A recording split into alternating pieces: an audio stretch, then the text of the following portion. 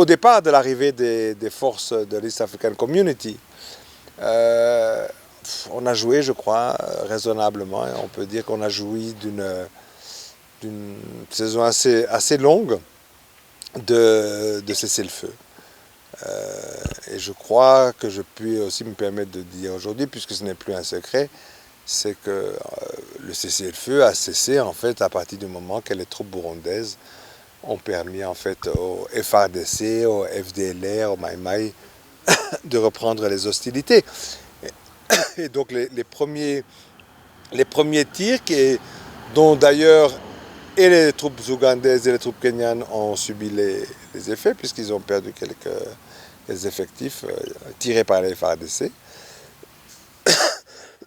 Pardon.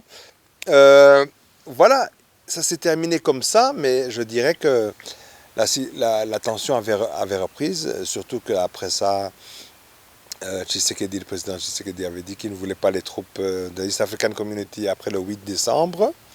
Puis il y a eu juste la pause des élections, et ça a repris immédiatement après.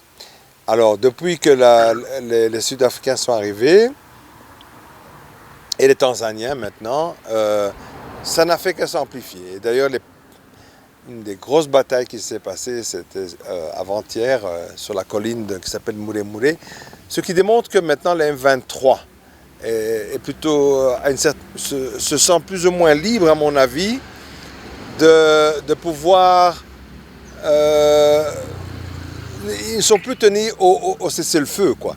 Je veux dire, avant ça, ils s'étaient engagés de respecter le cessez-le-feu. Maintenant, Kinshasa elle-même a déclaré que c'était fini tout ça, qu'il fallait en finir avec le M23. Donc, ce qui permet maintenant à M23 aussi d'être plus stratégique, au lieu d'attendre qu'on leur tire dessus. Donc, c'est pour ça que cette colline Mure-Mure, c'est un endroit stratégique.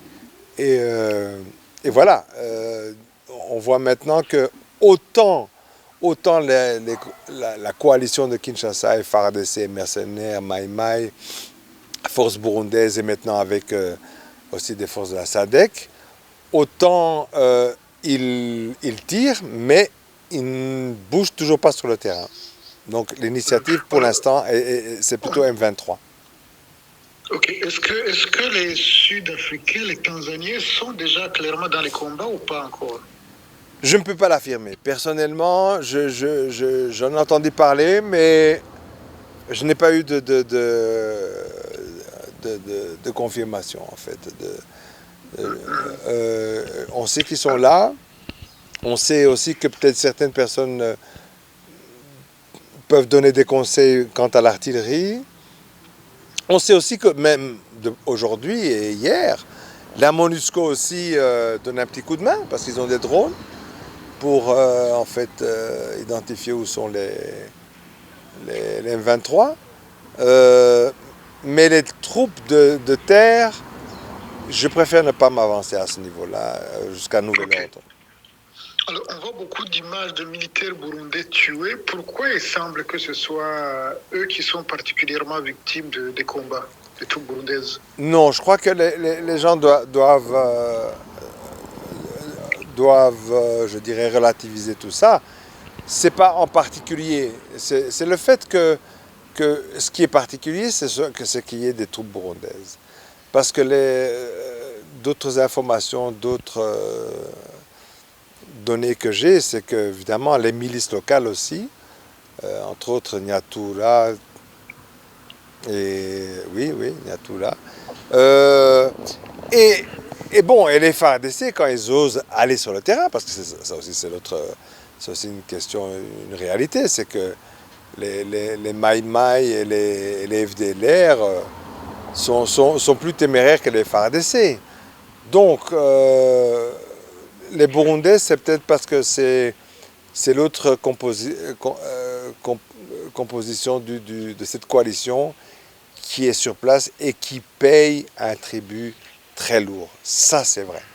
Ça, c'est vrai. Le nombre des forces, rien que sur Moulé, c'était un tout petit peu au-delà de 100, enfin, d'après les informations que j'avais, dont au moins 2 officiers.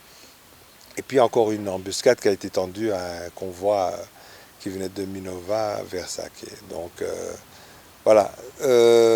Ceci dit, les Sud-Africains, les Tanzaniens, on sait qu'ils sont là, mais on ne les a pas encore vus sur le terrain. En tout cas, pas plus que dans le blabla des gens. Voilà.